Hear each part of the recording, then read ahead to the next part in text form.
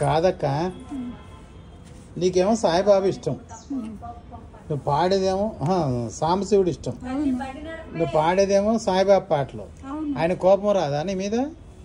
రాదండి. మనకి మన ఇళ్ళని బట్టి ఏ దేవుణ్ణైనా మనం పూజించుకోవచ్చమ్మా. ఇక వీళ్ళందరినీ వదిలిపెట్టి ఆ ఒక్క దేవుణ్ణి పూజించాలని ఏమీ లేదు. ఎందుకు లేదు? ఇప్పుడు అందరు ఎట్లయితారో, ఇంట్లో నలుగురు పిల్లలు ఉంటే నలుగురు ఒకటే తీరుంటారు, నలుగురు ఇష్టం అవుతారా? అంటే ఎవరి ఇష్టం వాళ్ళది.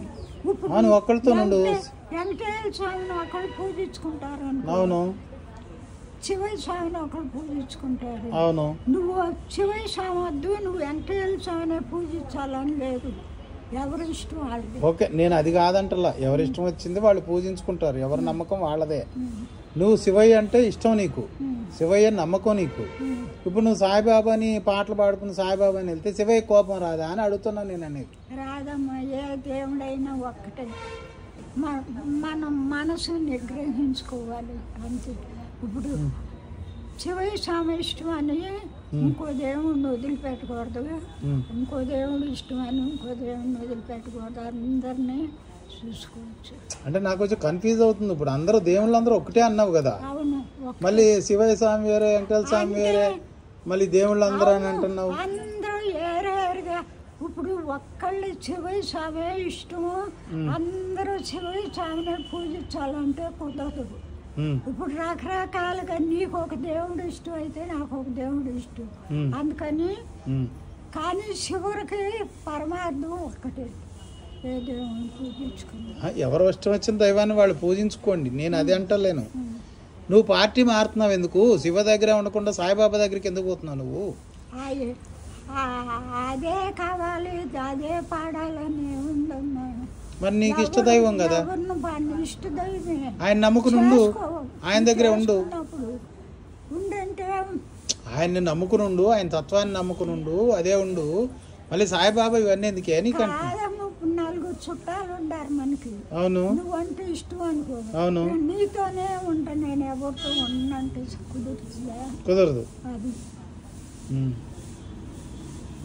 అంటే అందరు దేవుళ్ళతోనే ఉండాలంటావు. అవును, నువ్వు ఎవరన్నా నమ్ముకో కానీ అందరితోనూ ఉండాలి, అన్నీ పాడుకుంటానంటావు. అవును. Okay okay. మరి అమ్మవార్లు ఎవరు ఇష్టం? అన్ని మగదేవుళ్ళే ఇష్టమా నీకు? అమ్మవార్లు చాలా శక్తివంతమైన వాళ్ళు కదా మామూలుగా. మన మనసుకి ఏది నచ్చితే అది వాళ్ళు ఎక్కువ అంతే. జనరల్గా అప్పుడు నీకు ఇప్పుడు అలివేలు మంగం ఉంది, నీకు ఇష్టం అనుకో. నాకు బీపీ నాచారం ఉంది, భూదేవి ఉంది, అటు ఎవరు ఇష్టం అది. కానీ అందరూ ఎవరు పూజ చేసుకున్నా ఎవరు చేసుకున్నా అందరూ ఆ అమ్మకి చేసేది.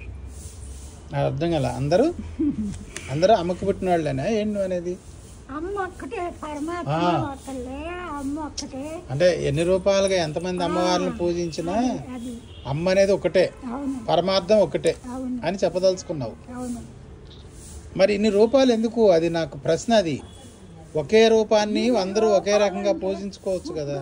మనుషుల్లో ఉండేది అందరిలో ఒక ప్రాణమే, పక్షుల్లో మనుషులు అందరిలో. అది దాని పక్షి అని, దీని మనిషి అని, దాన్ని వాళ్ళని, దీన్ని వీళ్ళని ఎందుకు పెట్టుకుంటున్నాము? ఆ ప్రాణం ఒక్కటే కదా, అందరూ ఒక్కటే. అందరినీ నువ్వు ఒక్కడవేనని ఎట్లా అంటాము? అందరినీ ప్రేమించాలి, పక్షుల్ని ప్రేమించాలి, మనుషుల్ని ప్రేమించాలి, అందరినీ ప్రేమించాలి. అంటే ఇప్పుడు పాము కాటేసే పాము ఉందనుకో, విషపు నాగు, దాన్ని కూడా ప్రేమించాలా? మరి ప్రేమించాలి అంటే జనరల్గా అడుగుతున్నా, తెలియకూడదు. మన ప్రాణానికి ఇది వచ్చినప్పుడు మనం ఎదురు తిరగచ్చు, కొట్టచ్చు, ఏదైనా. అంటే మనకి ఇబ్బంది అనిపించినప్పుడు, మన ప్రాణానికి ఆన్ చేయనప్పుడు మనకి ఇది అనవసరం. అంటే పక్షుల్ని అన్నింటినీ ప్రేమించాలి. ఇప్పుడు నువ్వు ఒక మాట అన్నావు అనుకో, నిన్ను నువ్వు అత చెయ్యి అని నిన్ను శిక్షించకూడదు. అది అంటే ప్రేమతో కలిగి ఉండాలంటావు ఎక్కువ శాతం. అది పశుపక్షాదులైనా మనుషులైనా. ఇక తప్పనప్పుడు అది వేరే విషయం అంటావు.